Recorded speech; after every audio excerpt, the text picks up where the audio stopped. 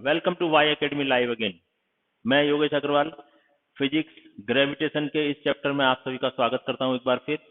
Last time हमने क्या पढ़ा था उसके आगे स्टार्ट करना है। लास्ट टाइम हमने पढ़ा था कि केपलर साहब ने 3 अपने लॉज बनाए थे, Kepler's first law, second law and third law, और उन्हीं की स्टडी को आगे बढ़ाते हुए न्यूटन साहब ने अपना famous law Newton's law of gravitation दिया।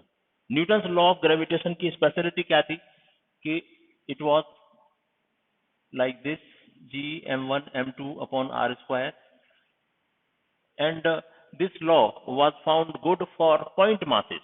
ये स्पेशल बात क्या थी न्यूटन्स लॉ की? इट इज फाउंड आइडियल या found good for point masses.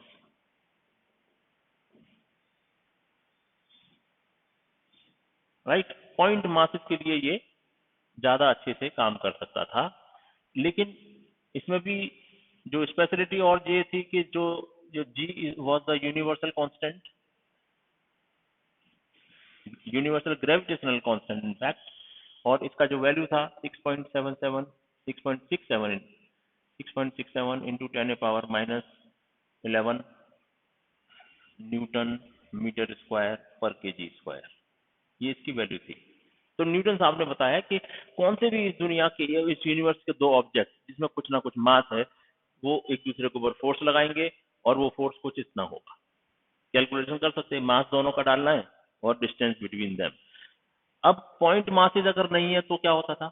Point masses अगर नहीं है तो दो ऑब्जेक्ट सपोज ये बड़े बड़े साइज के हैं, ये समझो एक और पॉइंट ऑब्जेक्ट है, तो इसके सेंटर से इसके सेंटर तक की डिस्टेंस को हम आर स्क्वायर आर ले सकते हैं। This to this is are.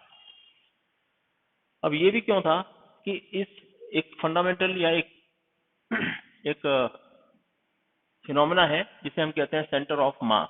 ये जो आगे की क्लासेस में आप पढ़ने वाले सेंटर ऑफ मास, ये सेंटर ऑफ मास क्या कहता है कि कोई भी ऑब्जेक्ट इस यूनिवर्स में अगर अवेलेबल है जैसे, तो उसका पूरा का पूरा मास उसके अंदर किसी एक पर्टिकुलर पॉइंट पर कॉन्सेंट्रेट होता है। उस पॉइंट को हम सेंटर ऑफ मास कहते हैं।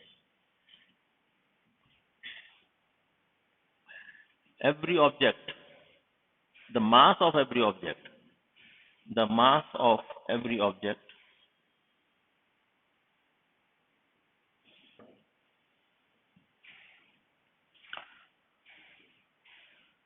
is concentrated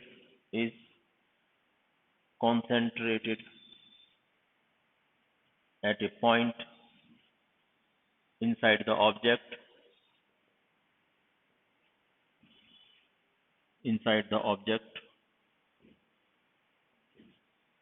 which is called as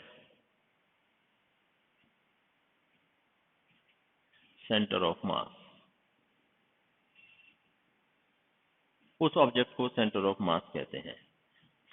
अगर कोई हम एक स्फीयर ले लें और उसकी यूनिफॉर्म डेंसिटी है, यानी हर जगह से उसकी डेंसिटी सेम है, suppose this is a sphere और इसकी डेंसिटी या यूनिफॉर्म डेंसिटी है, इसकी यूनिफॉर्म डेंसिटी, तो इसका सेंटर ऑफ मास इसका जियोमेट्रिकल सेंटर होता है। तो मैं यहां लिख रहा हूं यहाँ पे centre of mass, COM, centre of mass of A sphere of uniform density will be the geometric center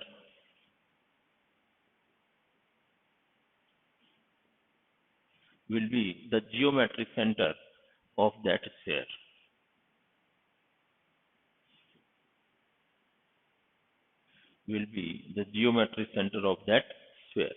ये बात होती है। अब ये सिर्फ स्फीयर की बात नहीं है, कोई स्क्वायर है, कोई ट्रायंगल है। इसीलिए न्यूटन साहब ने, ये सब बताने का मेरा मतलब क्या था कि न्यूटन साहब ने जो सेंटर टू सेंटर की बात की ना, उसका मेन उद्देश्य एम यही था कि अगर मान लो पॉइंट मासेज है तब तो कोई बात नहीं, लेकिन इस दुनिया में, इस यूनिवर्स में पॉइंट मासेज के बीच में तो कौन निकालता है? प्रैक्टिकली देखें तो पॉइंट मासेज होंगे तो ये आइडियल है लॉ, लेकिन अगर पॉइंट मासेस नहीं है, masses having some size shape, तो फिर हम सेंटर टू सेंटर करते हैं। बस उसकी अट यही है, नियम यही है, उसकी शर्त यही है कि यूनिफॉर्म डेंसिटी होनी चाहिए। अगर यूनिफॉर्म डेंसिटी नहीं होगा तो ये सेंटर की जगह कहीं और थोड़ा सा शिफ्ट हो जाएगा सेंटर ऑफ मास उसका, राइट।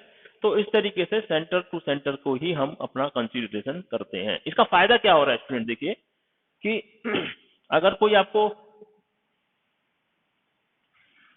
क्वेश्चन दिया जाए कि बताइए दो हम स्फीयर ले लेते हैं, दोनों को पास पास रखा गया है, इसकी रेडियस जो है ना, इसकी रेडियस स्फीयर ए की रेडियस और स्फीयर बी की radius, radius of sphere A is 2 metre और radius of sphere B is 1 metre या 2 मीटर ही ले लेते हैं। तो इन दोनों के बीच फोर्स निकालना है और इसका मास 2 kg, इसका मास 5 kg, राइट। तो हम क्या करेंगे फिर, अब ये दोनों तो पास में है, दोनों के बीच में डिस्टेंस कितना पकड़ना, डिस्टेंस दोनों ऑब्जेक्ट के बीच में कितना लेना चाहिए फिर हमको, तो ये प्रॉब्लम आएगी। तो इसके लिए हम बिल्कुल इसको टच करके रख रहे हैं और इसका रेडियस 2 मीटर, इसका रेडियस भी 2 मीटर, तो दोनों के बीच का डिस्टेंस कितना हो गया, 4 metre. Now you can do the calculation. Force will be equal to 6.67 into 10⁻11, mass 1 2 kg, mass 2 5 kg और बीच में नीचे 4 का स्क्वायर। इस तरीके से कैलकुलेशन हो जाएगी, दोनों के बीच में फोर्स निकाल सकते हैं। तो आपने सेंटर ऑफ मास को हमेशा याद रखना है ग्रेविटेशन के क्वेश्चंस को करने के लिए, राइट। अच्छा, ये जो कुछ हम आपसे आज या इन चैप्टर्स में डिस्कशन जो कर रहे हैं, that is purely based on the syllabus of Maharashtra board, right. Because ये जो एग्जाम सीईटी 2021 होने वाला है या आगे जो भी और राज्य स्तरीय जो कोई प्रोग्राम होंगे, उसमें स्टेट बोर्ड के सिलेबस को ही टारगेट किया जाएगा। इसके लिए हम ये सब स्टेट बोर्ड के बुक के आधार पर ही स्टार्ट करें हैं, राइट। अब अगली बात जो इस चैप्टर में मुझे बतानी चाहिए आपको, वो ये है कि न्यूटन साहब ने जो अपना फॉर्मूला दिया लॉ ऑफ ग्रेविटेशन का, उसमें उन्होंने एक पर्टिकुलर बात देखी, हमने देखी कि ये दो ऑब्जेक्ट हैं, ये m1 है और ये m2 है और दोनों के बीच का डिस्टेंस सपोज r है। तो न्यूटन साहब ने क्या बताया, F will be equal to g m1 m2 upon r square, right. अब r स्क्वायर जो लिया वो क्यों लिया, यहाँ पे हमको क्या दिख रहा है, F is directly proportional to product of the mass और F is inversely proportional to square of the distance. तो ये क्यों लिया, why is it so, why. उसके पीछे आपको कभी कभी ऐसे क्वेश्चन पूछे जा सकते हैं ये पर्टिकुलर एग्जाम में कि आखिर what was the base of inverse square law. इसको कहते हैं inverse square law, this law is called as inverse square law. तो इसका बेस क्या था, राइट। तो इसका आंसर है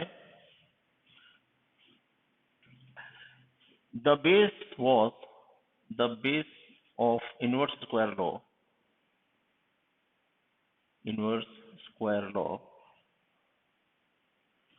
is equal to Kepler's third law of Kepler's third law, ऐसा कह दीजिए।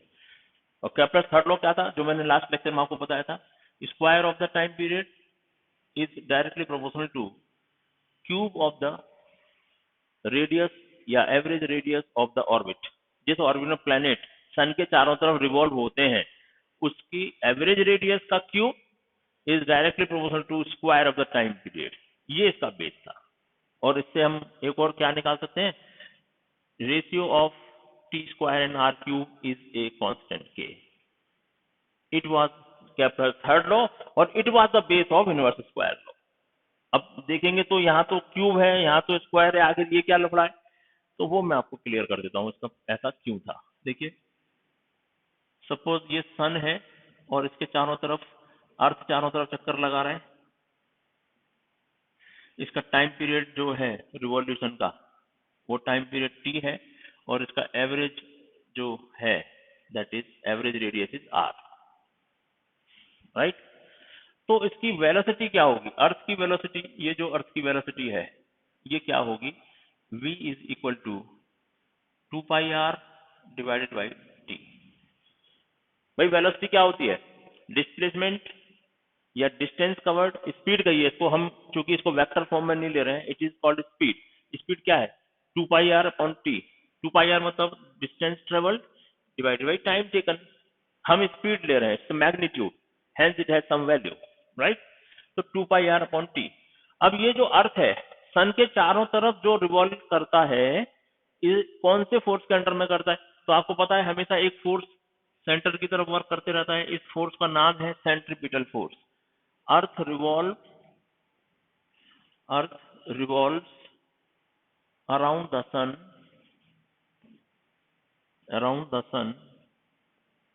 under centripetal force,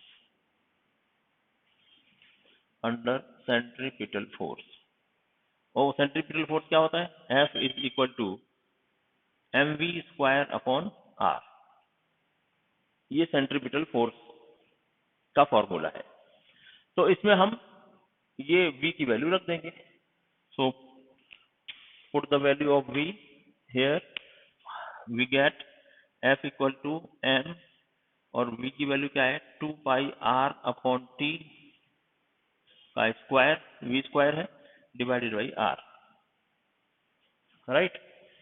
तो उससे क्या निकल के आया, देखिए m इंटू 4 π² r स्क्वायर, देखिए 2 का 4 π² r स्क्वायर डिवाइडेड बाय, ये r तो नीचे है ही और t नीचे आएगा तो वो स्क्वायर में, t स्क्वायर,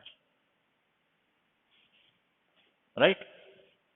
अब यहाँ पे स्टूडेंट हम ये फॉर्मूला यूज करना चाहते हैं, तो टी स्क्वायर तो है लेकिन आर क्यू है, उसके अगेंस्ट उसके रेशियो में क्या है आर क्यू, लेकिन यहाँ पे रेशियो में क्या है आर स्क्वायर।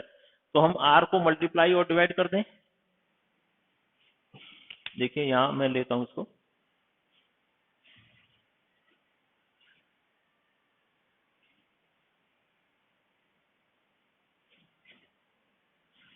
देखिए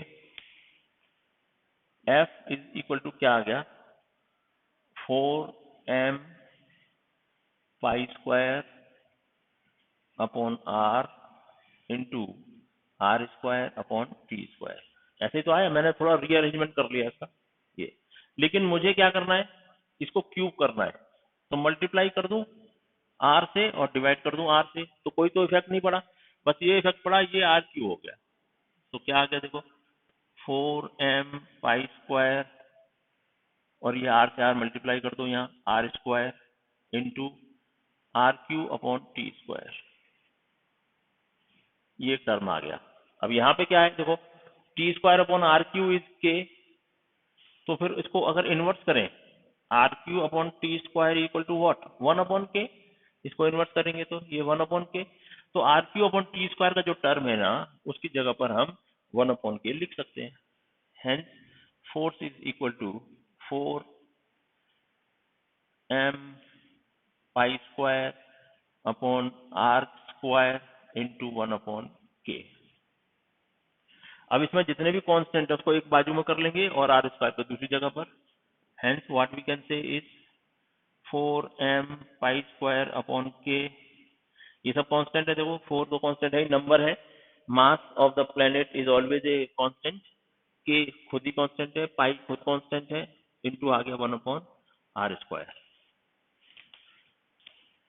और अगर ये पूरा कांस्टेंट है, if it is a constant, then f is inversely proportional to r square, यही तो आया, which is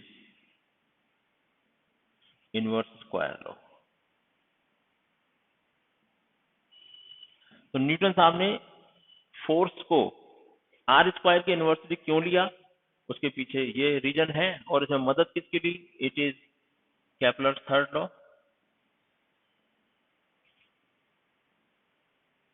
तो ये इस टाइप के छोटे मोटे क्वेश्चन जब आएंगे तो आप उनको आसानी से लिख सकते हैं। इनवर्स स्क्वायर लॉ का बेस है केपलर थर्ड लॉ, और केपलर थर्ड लॉ को किस तरीके से एडजस्ट यूज करके इनवर्स स्क्वायर लॉ बना, वो मैंने आपके सामने बनाया। केपलर साहब ने जो लॉज दिए वो प्लेनेटरी मोशन के बारे में थे, तो वहां से उठाया गया। राइट। तो आप बिल्कुल ये ध्यान रखिए और इसमें आने वाले क्वेश्चन के लिए तैयार रहिए, जरूर इसके ऊपर कुछ ना कुछ पूछा जाएगा आगे आने वाले सीईटी 20 में 2021 में। राइट, चलिए आगे चलते हैं।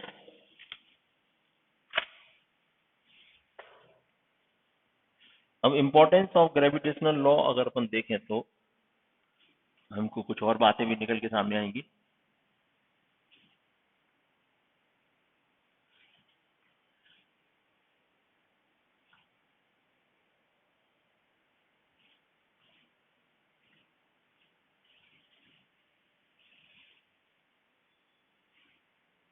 देखिए,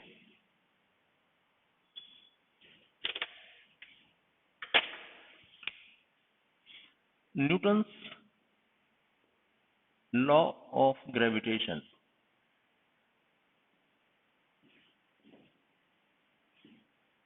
का जो फोर्स है that is G m1 m2 upon R square, right. लेकिन ये लॉ या ये फॉर्मूला जो हमें बताता है जी की वैल्यू बहुत छोटी है, वो कितनी है 6.67 into 10⁻⁻11 newton metre square upon K G square. तो it's a very small value, very small value. Hence, gravitational force F between any two normal masses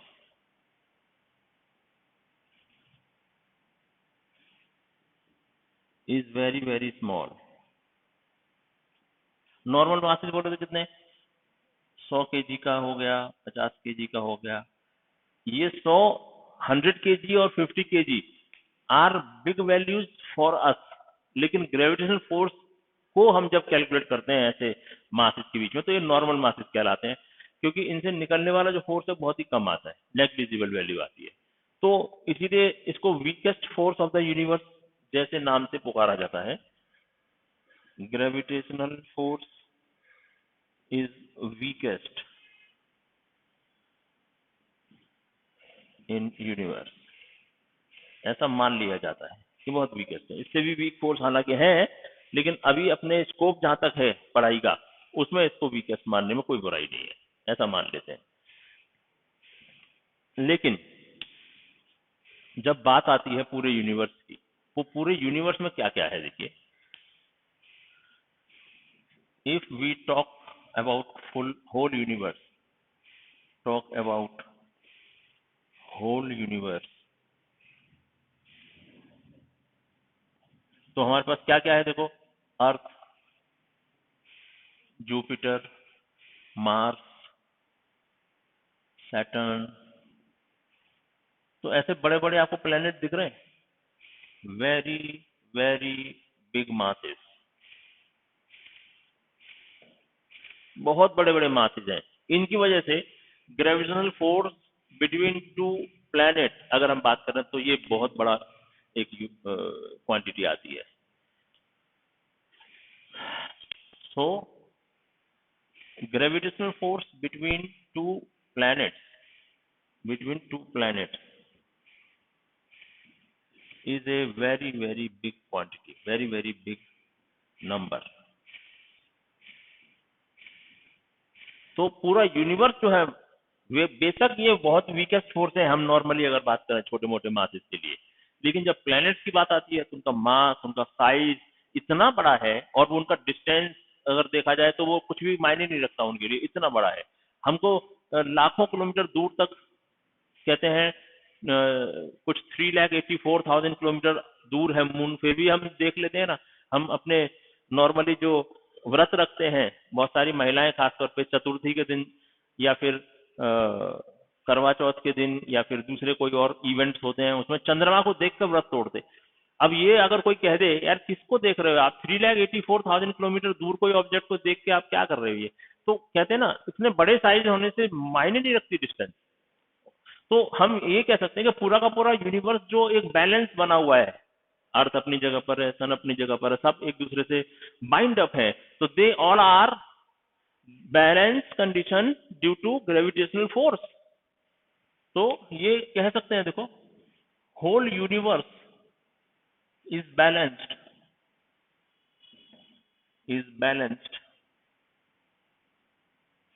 due to gravitational force.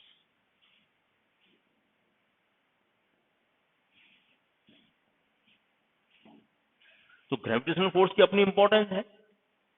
अच्छा, आपने और एक इंपॉर्टेंस अगर आप देखना चाहते हैं इसका सिग्निफिकेंस क्या है, तो देखो ये अर्थ है।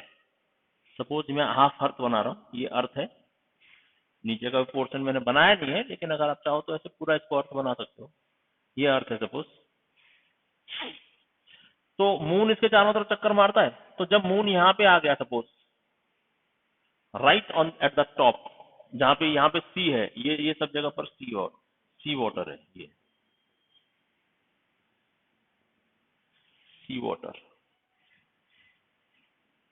तो आप मुंबई में कभी देखते होंगे हाई टाइड का टाइम होता है, हर दिन 2 बार हाई टाइड्स आते हैं, थोड़ा और जब क्लोज आ जाता है तो और ज्यादा टाइड्स आते हैं। तो due to the force of gravitation between moon and earth, this water is actually is this water like it happens like this, पतला यहाँ हो जाता है, ये एकदम दब जाता है इधर से, ऐसा कुछ हो जाता है।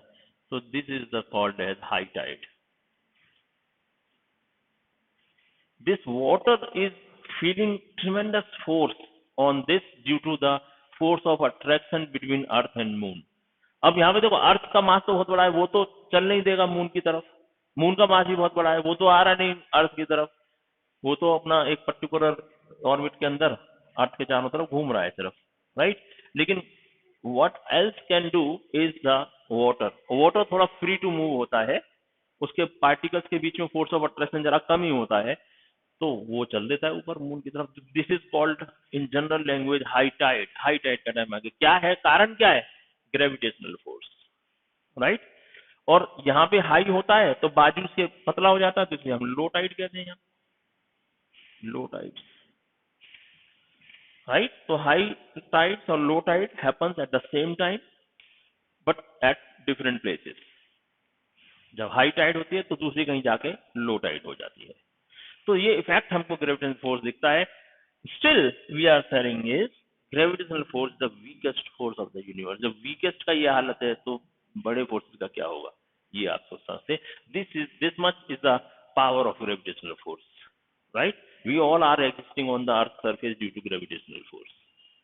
चलिए, तो ये कभी हमको अगर हाई टाइड का कारण क्या है, क्यों है, क्या है, वो सब आपको बेसिक समझ गया।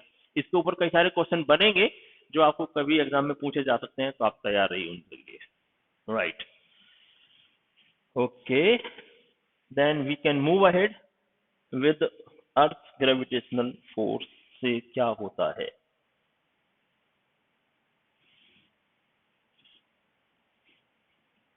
हमने क्या फायदा किया है अर्थ ग्रेविटेशनल फोर्स का।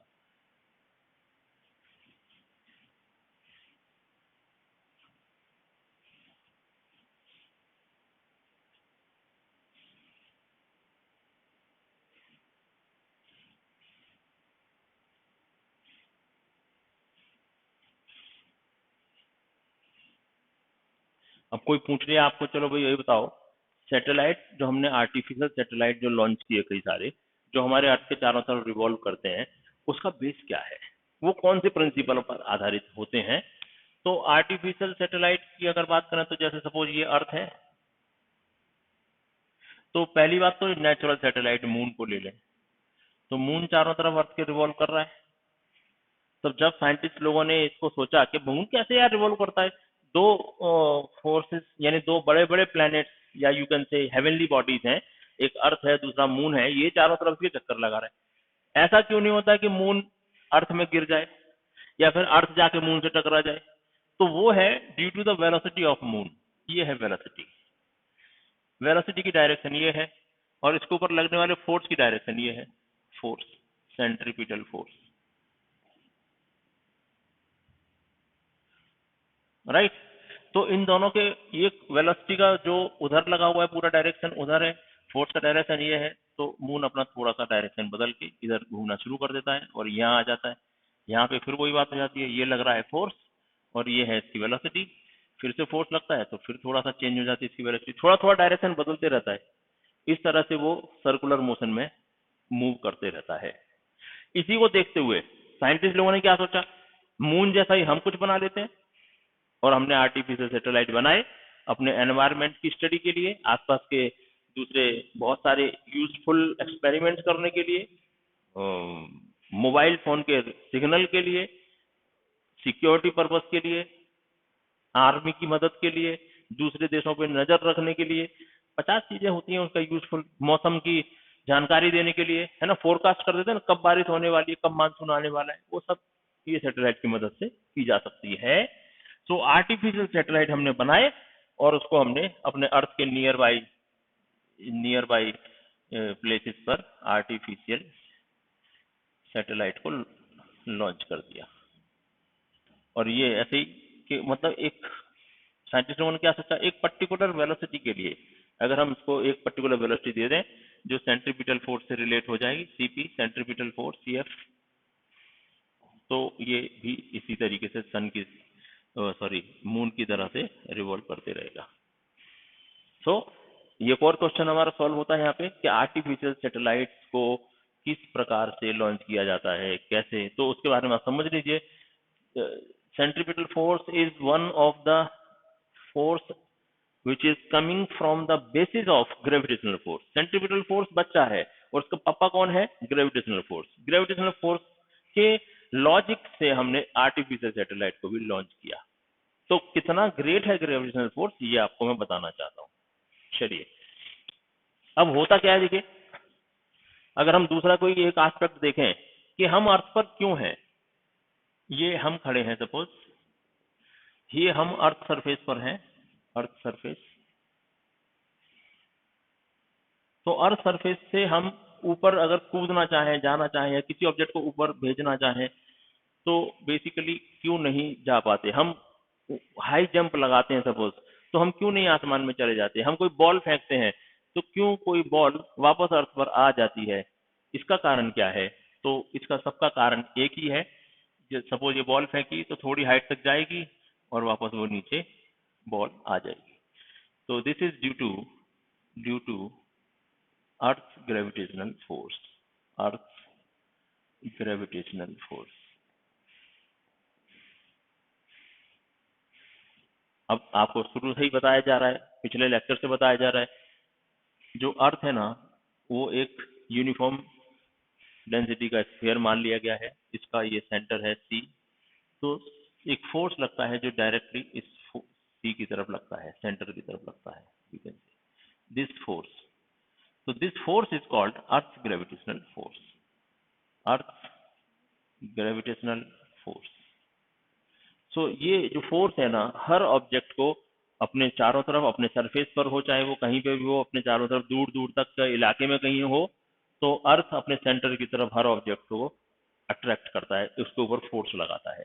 तो हुआ क्या, देखिए ये हमारी अर्थ है, ये इसका सेंटर है, हमने बॉल फेंका ऊपर की तरफ, ये बॉल जा रहा है ऊपर की तरफ, लेकिन हुआ क्या, इसके ऊपर फोर्स लग रहा है नीचे की तरफ, ये देखो ये फोर्स लग रहा है नीचे की तरफ, फोर्स ग्रेविटेशनल फोर्स कह सकते हैं आप उसको।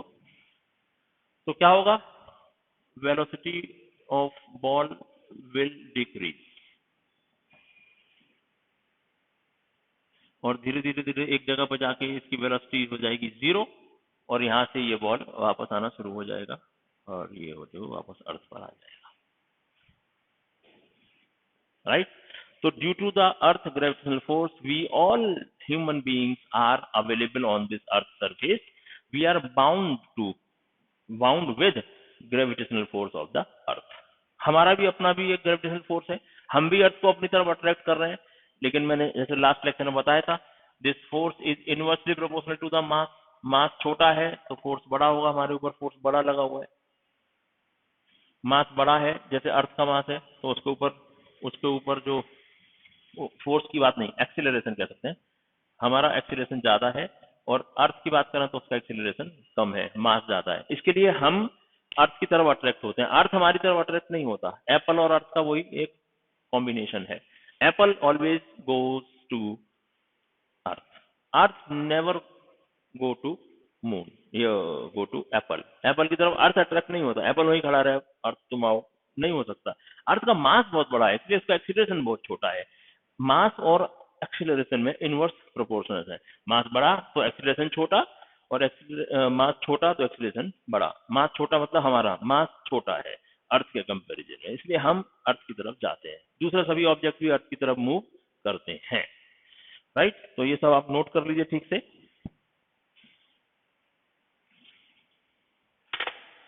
अब आगे देखेंगे हम। आर्टिफिशियल सैटेलाइट बना दिया हमने,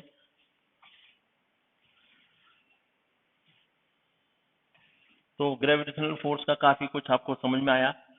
अब एक इंपॉर्टेंट बात जिसे कहते हैं अर्थ gravitational acceleration.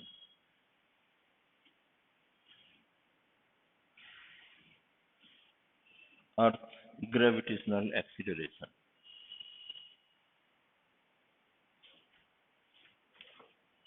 your heading is earth gravitational acceleration।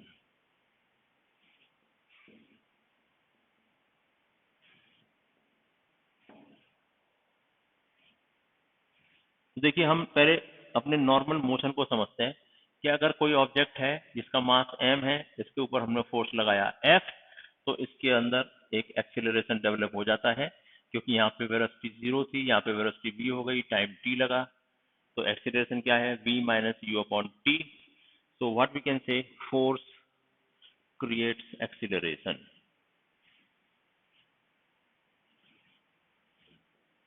Force creates acceleration. अब इसी बात को थोड़ा उल्टा करके रख देते हैं, ये अर्थ और ये है कोई ऑब्जेक्ट ऑफ मास m। तो अर्थ अपने सेंटर की तरफ इस ऑब्जेक्ट के ऊपर फोर्स लगाएगा, जिसे हम फोर्स या ग्रेविटेशनल फोर्स कहते हैं। अब फोर्स क्रिएट्स एक्सीलरेशन, ये सेंटेंस है ना, तो यहाँ पे भी this force also will create acceleration in this object m। ये अपनी तरफ उसको खींचेगा, फोर्स लग रहा है उसके ऊपर ऑटोमेटिकली, तो उसके अंदर भी एक्सीलरेशन क्रिएट हो जाएगा। राइट, बस डिफरेंस क्या है, इसको हम सिंपल एक्सीलरेशन कहते हैं और इसको हम कहते हैं acceleration due to gravitational force. Acceleration due to gravitational force. ये वाला फोर्स ग्रेविटेशनल नहीं था, ये हमने अपने मस्कुलर फोर्स लगाया था, यहाँ पे हमारी तरफ से फोर्स लगाया गया तो मास आगे बढ़ा, लेकिन यहाँ पे हमने फोर्स नहीं लगाया। This force is applied by the earth, hence we can say this force is gravitational force and acceleration created in the object is called as acceleration, earth gravitational acceleration या acceleration due to gravitational force. ठीक है, तो मैं यहाँ पे एक sentence में लिख देता हूं ये बात को। When earth applies a force on an object, then object moves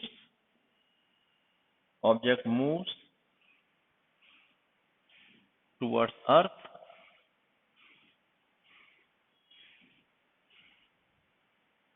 and at this time acceleration of the object is called as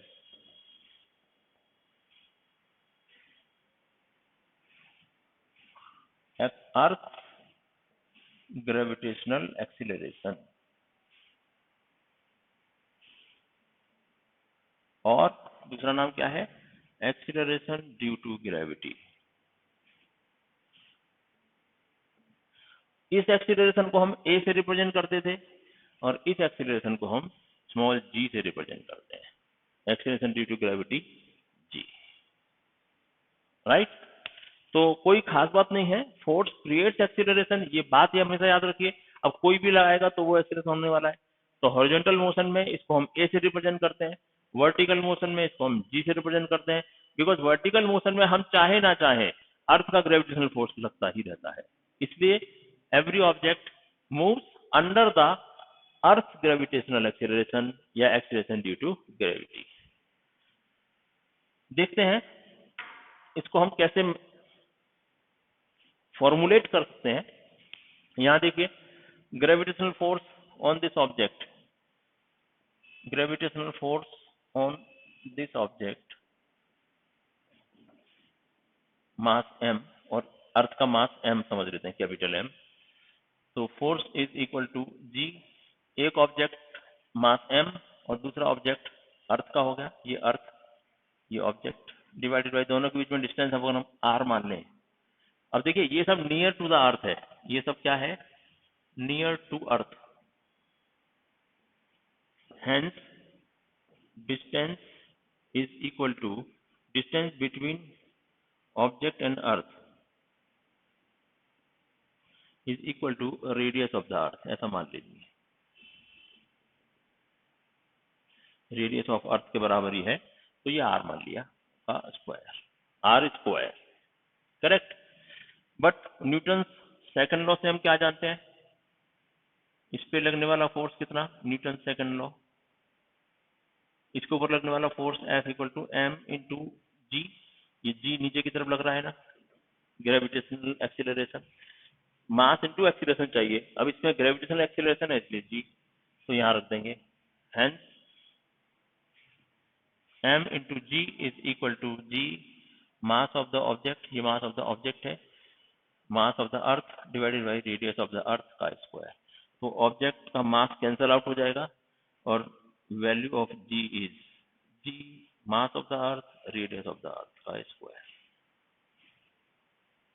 तो इसका मतलब acceleration due to gravity does not depend upon mass of the object, object का mass इसके फॉर्मूले में है ही नहीं, इसके फॉर्मूले में क्या है, mass of the earth, radius of the अर्थ और ग्रेविटेशनल कांस्टेंट, कोई तीसरी बात है ही नहीं, चौथी बात है ही नहीं, इसलिए हम कह सकते हैं G, earth gravitational acceleration G is independent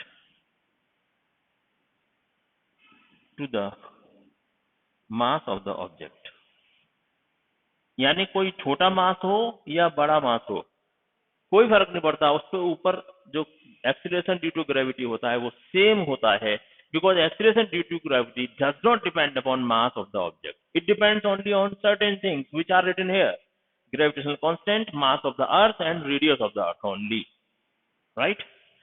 अच्छा, ये सब कांस्टेंट है, G constant, mass of the earth कौन सा वेरिएबल थोड़ी है, वे भी constant, radius of the earth भी constant, hence what we can say, the value of g is always a constant, the value of g is also a constant, also a constant। क्यों constant है बच्चों, समझ गए, क्योंकि यहाँ पे g constant, m constant, r constant, सब constant है, तो वैल्यू कांस्टेंट ही आएगी, तो g is also a constant, right. तो हम बाकी की बातें नेक्स्ट लेक्चर में कर लेंगे, आज के लिए इतना ही सफिशिएंट है। ठीक से पढ़िए, फंडामेंटली समझिए, क्वेश्चन अपने आप सॉल्व हो जाएंगे अगर आपने फंडामेंटल चीजों को समझा तो, right. Thank you very much, फिर मिलेंगे।